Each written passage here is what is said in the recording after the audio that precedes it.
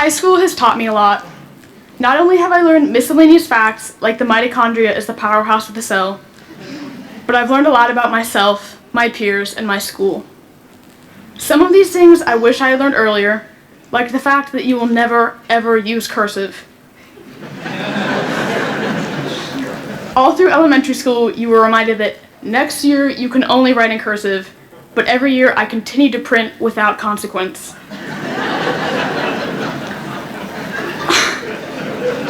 Other things I was glad to be surprised by in the moment, like chemistry. That class was full of surprises. For example, if you accidentally burn a hole in your friend's lab procedure, Mr. Becker probably won't find out. In fact, he may not even hear about the incident until this exact moment. Most of these surprises, though, were a result of previous misconceptions about high school, which were almost all proven wrong. For those of you who haven't yet entered high school, or haven't attended in a while, I'll do my best to inform you of some of my most enlightening lessons. First of all, you don't immediately turn into an adult. You may not look any different your freshman year than you did in 8th grade. In some cases, especially mine, you could still get mistaken for a middle schooler despite the fact that you are 17 years old. I will not lie, this is extremely disappointing and happens to me far more often than it should. Next, you'll learn that staying up late doesn't make you cooler. In 3rd and 4th grade, I began to envy those children whose parents let them stay up until 10, or even better, 10:30. Now, however, a successful day consists of being in bed before 8:30. Sometimes I stop and contemplate the fact that I'm in bed hours before even my grandparents, but this doesn't faze me. In recent years, it's almost become a competition, one of who gets the most sleep per night. Not to brag, but I've got a winning record. Lastly, you learn that some of the best memories you make are the most unexpected. Never did I imagine that I'd be sitting in English class watching Graham Long pull week-old potato wedges out of his binder. I didn't expect to ever witness a 3-lap wheelie chair race in the PLC, to watch Natalie eat a whole cucumber during AP Biology, or to Google pictures of Nicolas Cage as everyone while I should have been working on my Lord of the Flies paper. One of my most recent memories involved listening to Spanish techno club music during art class with Hannah Gottesman while laughing at Kevin's elephant mask as Jack Hanlon spit out his gum over my head and into the trash can. I don't value this memory because of the joy that it brought me, but because of the realization it led me to. Though I used to think it would be hypocritical to come up here and talk about the cohesiveness of our grade, I now know that it's truthful. Despite our fundamental differences, we have always displayed the outstanding ability to overcome social boundaries and mingle between cliques, forming diverse relationships. As a grade, we've been through so much these past 13 years, and these experiences have formed among us an inseparable bond that I will always treasure.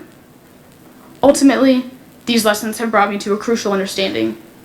As Italian poet Cesare Pavese once said, "We do not remember days, we remember moments." High school has given me a lot of moments, and for that, I thank it.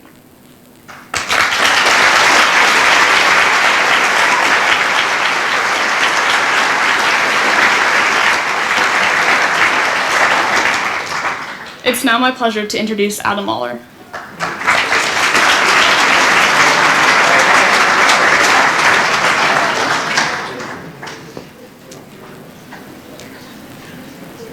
Thank you, Molly. Running is a sport of rhythm. Now, running can take many different forms, but I always find this to hold true.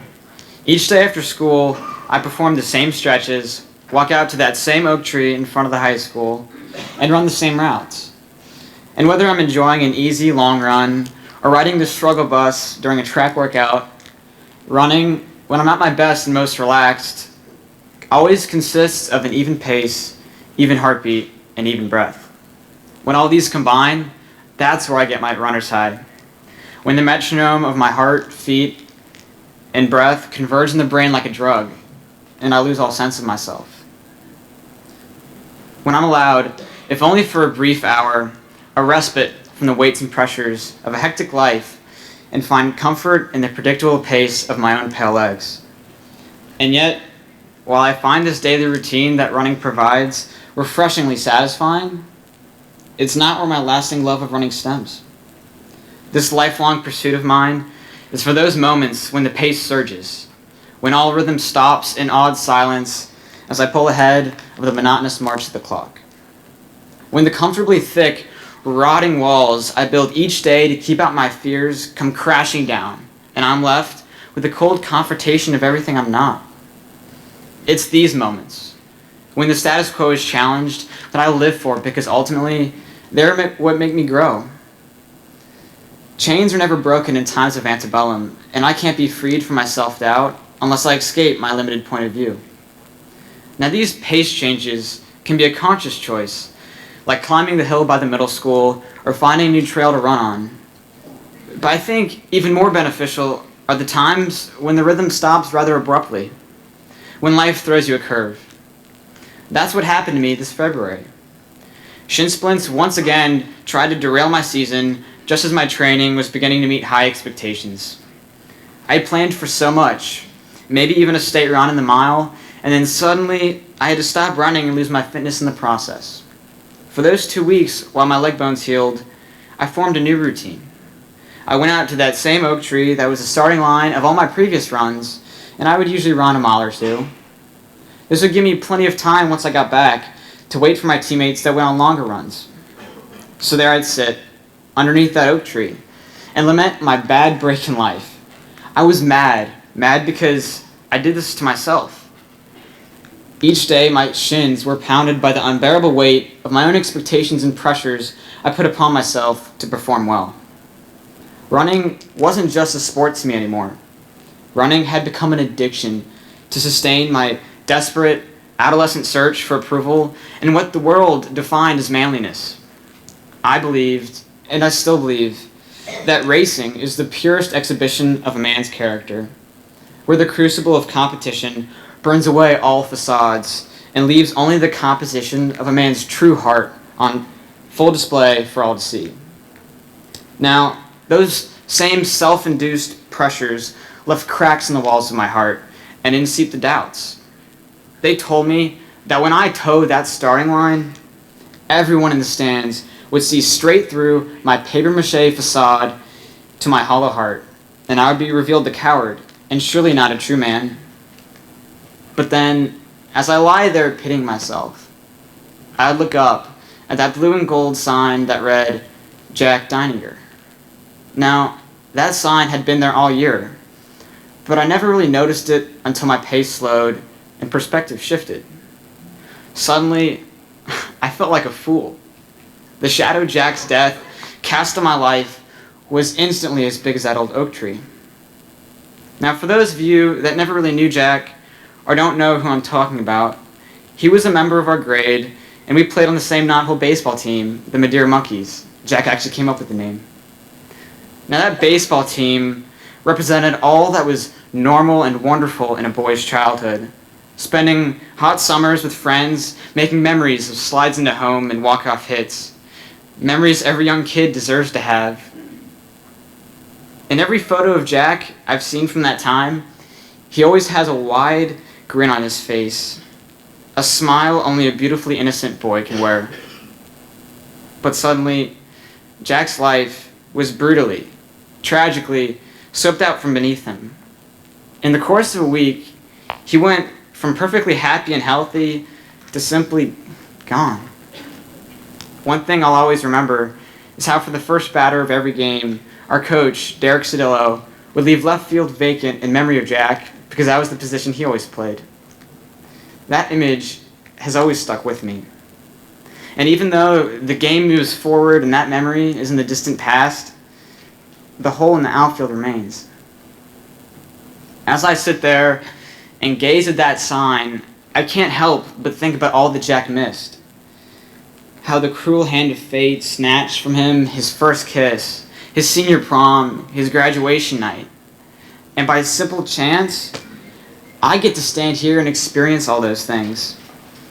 It truly puts into perspective my purpose on this earth, because here I sit, cursing God and fretting a game, because track is ultimately no more than a game, while Jack was thrown the greatest curve of all, a deprivation of life. I had been so caught up in my self-inflicted pressure that I lost all joy in running. Jack teaches me that life is a precious gift, and we never know what memories we'll miss out on. Jack's sign is a daily reminder that running is my gift, and to hold myself back with the chains of my own fears of failure would be to waste that gift. And I think by realizing this, a tiny piece of Jack remains alive inside me.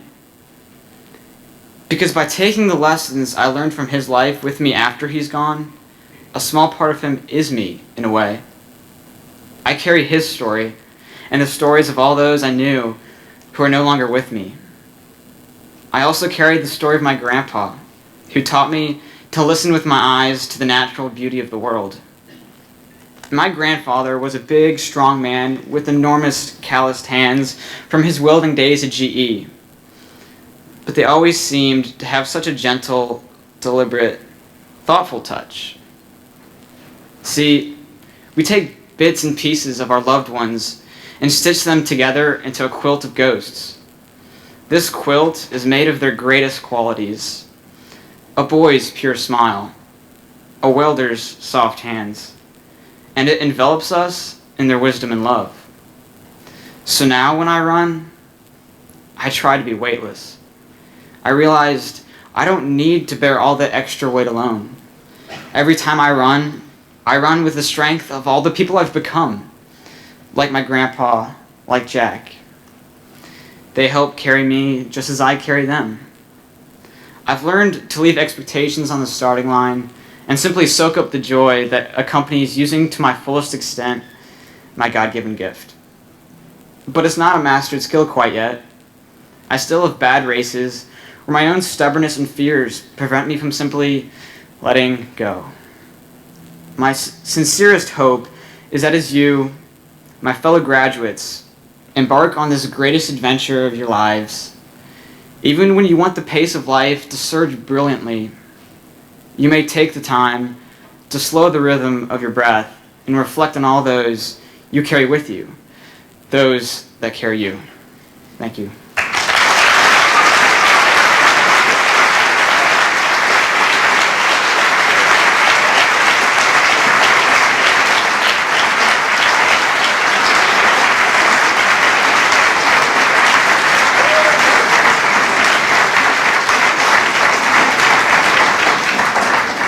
It's now my pleasure to introduce to you Kelsey Rizzuto.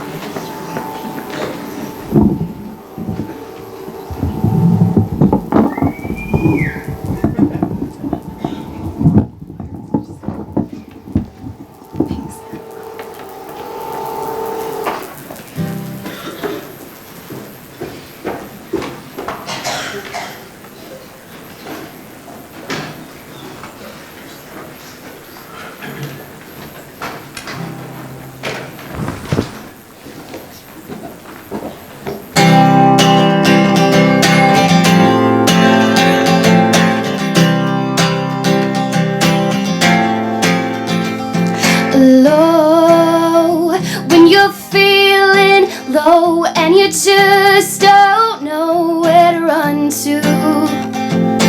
Broke, if your heart's been broke and you feel like you're all alone. If you need someone to believe in, if you're looking for a light to guide you home, just look inside, 'cause your lights are shining brighter than you know.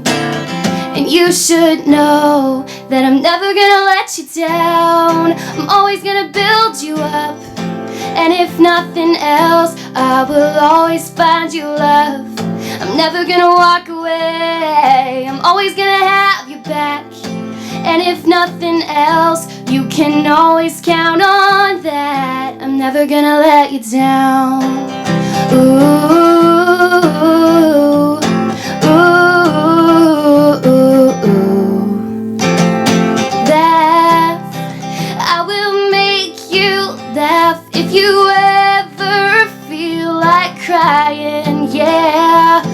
close.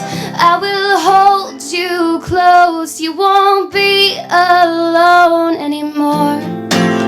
If you need someone to believe in, if you're looking for a light to guide you home, just look inside, 'cause your light's shining brighter than you know.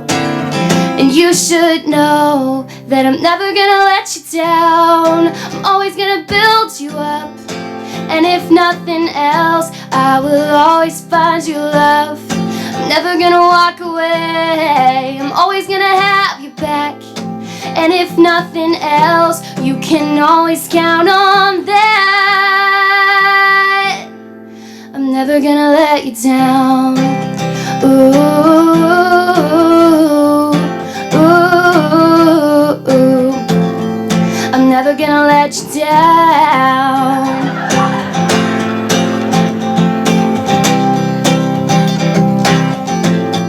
I'm never gonna let you down.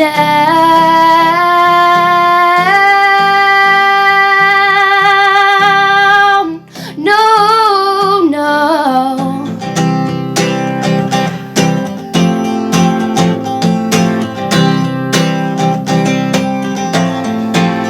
If you need someone to believe in, if you're looking for a hand to guide you home, just look inside, 'cause your lights are shining brighter than you know.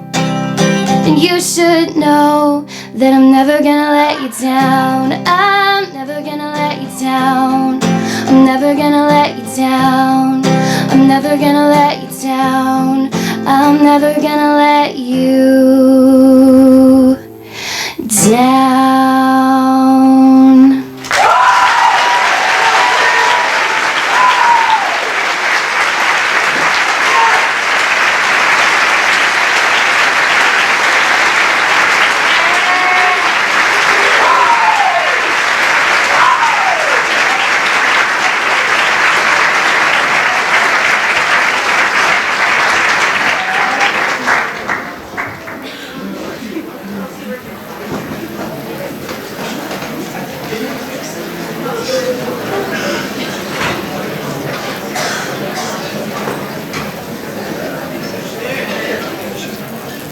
That was pretty great. Before concluding the evening, I would like to take a moment to celebrate and thank our superintendent, Mr. Steve Kramer, for his 34 years of service to Madeira City Schools.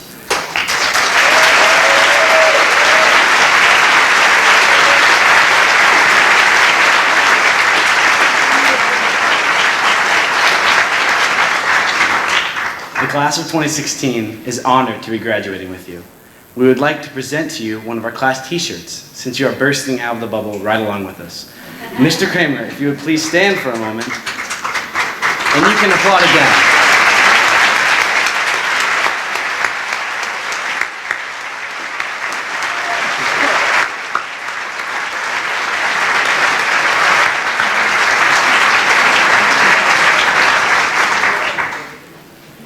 Baccalaureate is a night to reminisce on the memories you've shared over the past 4 years of your life here at Madeira. Class of 2016, I feel honored to be your president and to graduate with you. So to celebrate all of our individual and collective accomplishments over the past 4 years and the ones to come, let's continue the celebration. Please remain seated till the class of 2016 has been dismissed, and then you may join us in the cafeteria for refreshments. Thank you.